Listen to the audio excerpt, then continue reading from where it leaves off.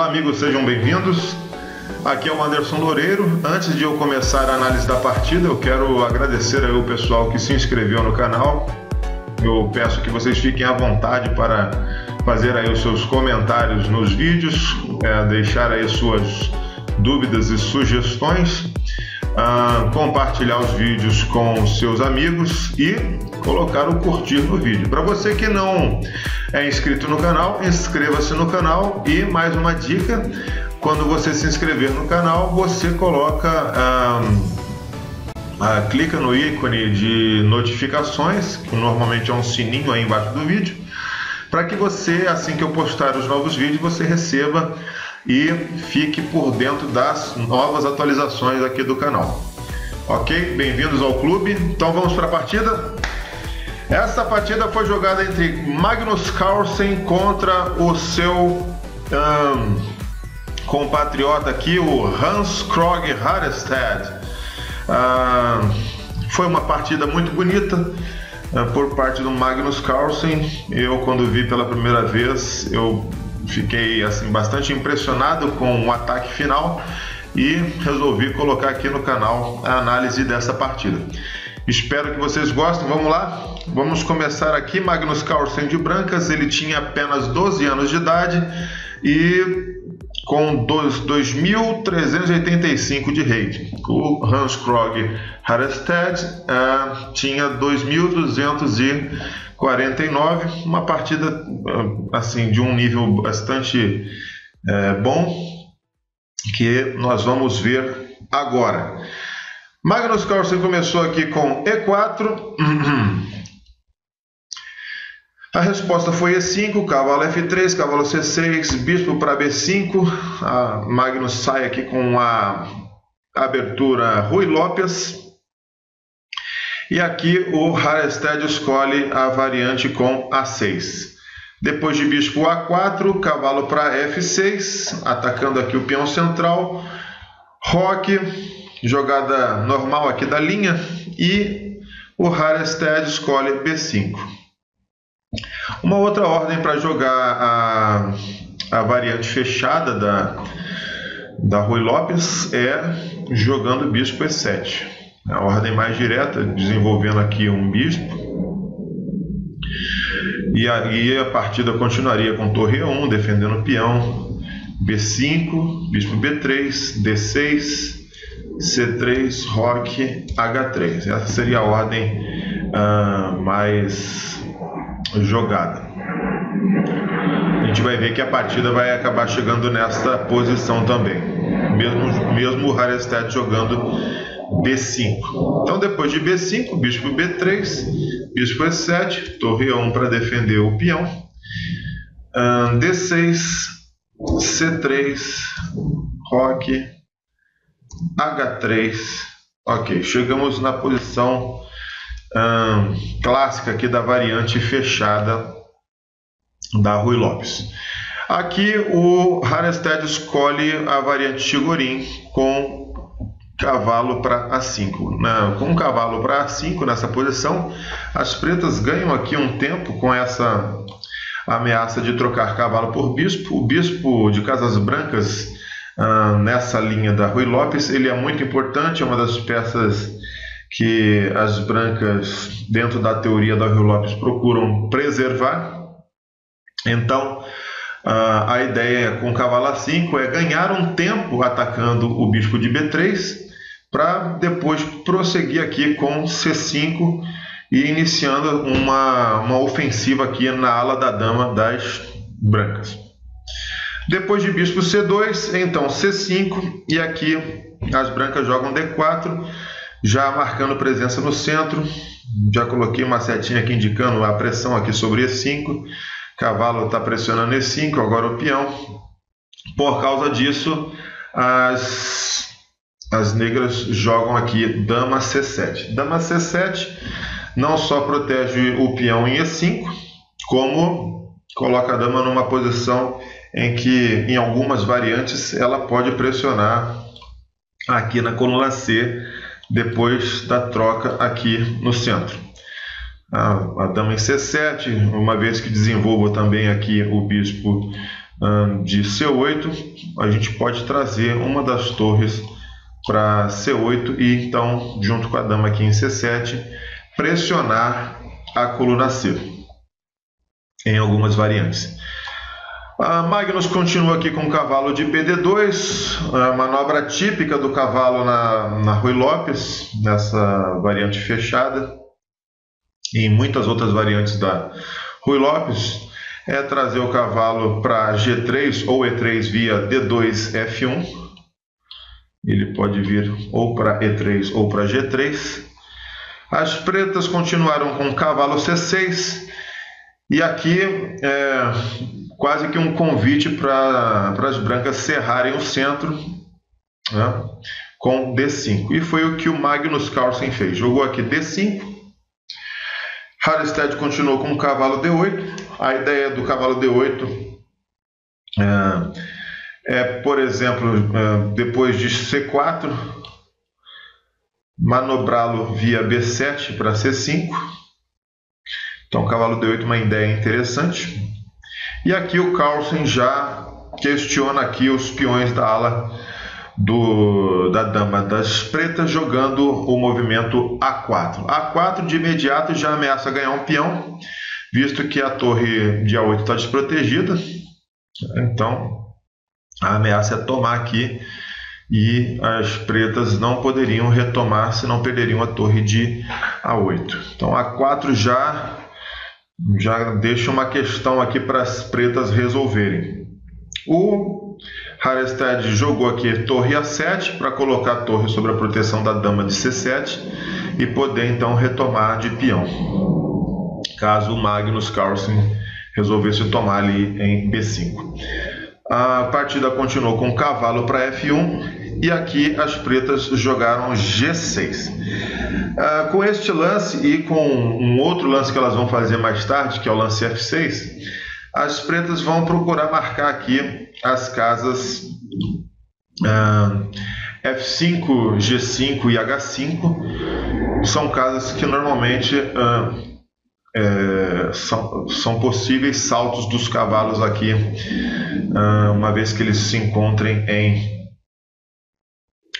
F3 e esse cavalo aqui em G3. Então, G6 junto com F6 marca essas casas aqui, procura fazer uma pequena fortaleza para o rei, e uma vez que também ele vai utilizar o cavalo de F6 para jogar pela ala da dama via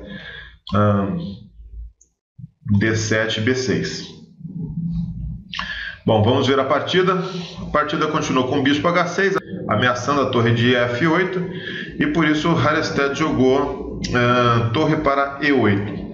Depois de cavalo G3, então cavalo D7, cavalo para H2, uma manobra interessante, já que temos aqui, depois do lance G6, alguns buracos aqui em F6, F6 e H6.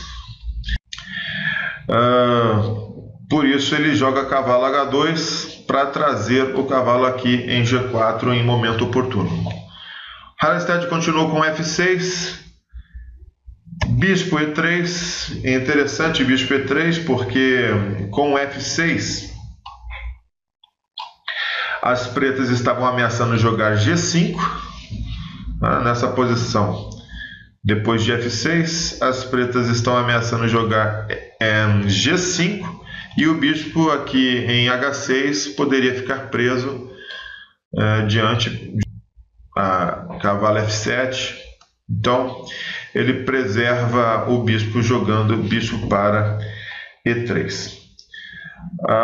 Cavalo B6 foi o lance de continuação, A por B5, A por B5 e aqui bispo D3.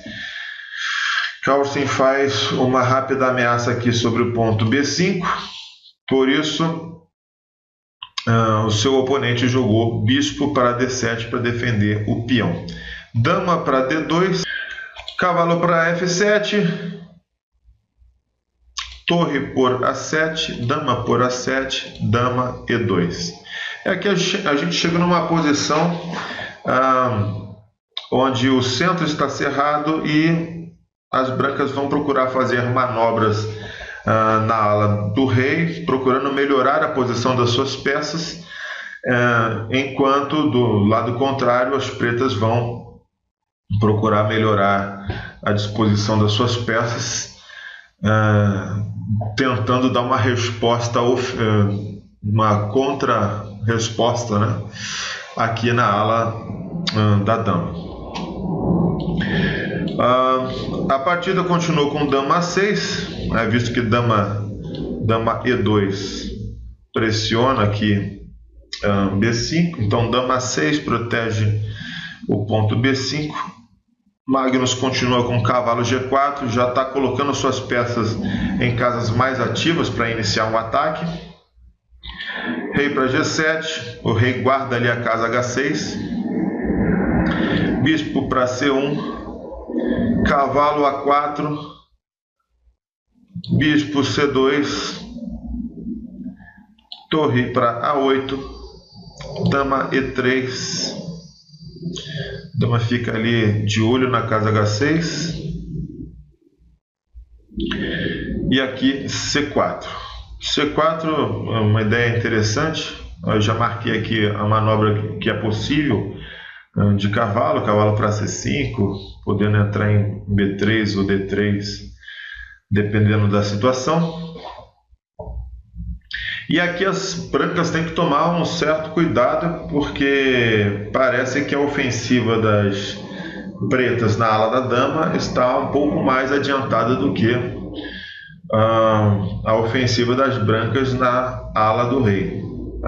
Precisa-se de uma ruptura aqui na ala do rei para poder as brancas causarem alguma preocupação na defesa das pretas. Então aqui o Magnus Carlsen joga torre para F1, e aí aqui a ideia é clara: torre para F1 já prepara a ruptura aqui em F4 para poder abrir a coluna F para torre se integrar aqui ao ataque. Cavalo C5 e cavalo para H6. Cavalo H6 me parece tem a intenção de trocar os cavalos, aqui o cavalo de H6 pelo cavalo de F7. O cavalo de F7 é um defensor aqui das casas pretas, então o Magnus tem essa ideia de trocar um defensor para poder ter aqui bispo e dama jogando mais livremente pelas casas pretas. O Harestad mantém uma defesa bastante boa, jogando cavalo G5. Não troca os cavalos no momento. E aqui o Carlsen faz a ruptura em F4. F4, E por F4, dama por F4. E depois de uma partida muito boa por parte do Hans Krog Harestad, ele acaba cometendo uma imprecisão, um erro que praticamente perde a partida, que é bispo por H3. Bispo por H3 parece que ganha um peão, visto que as brancas não podem tomar esse bispo. Caso isso aconteça, GH3, cavalo H3, o rei fica em xeque, a dama também fica atacada.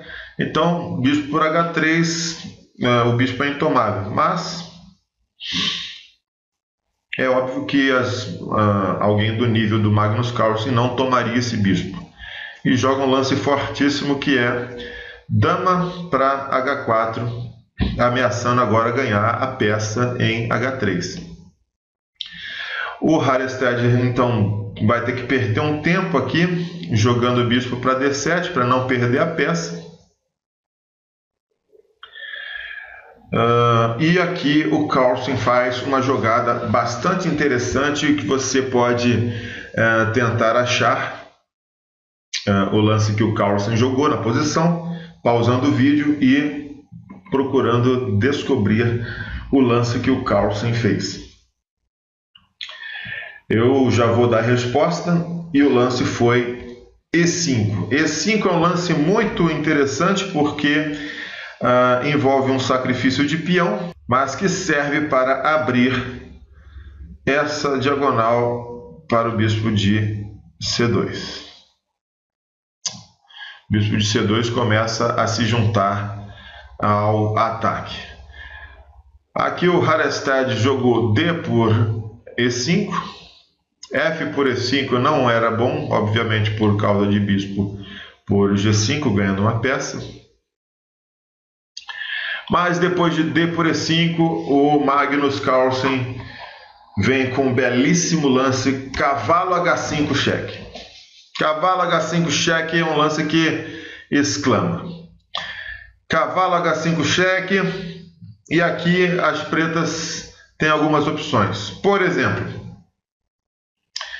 rei para H8, então bispo por G5, F por G5, dama G3 e as brancas têm uma ameaça fortíssima em E5.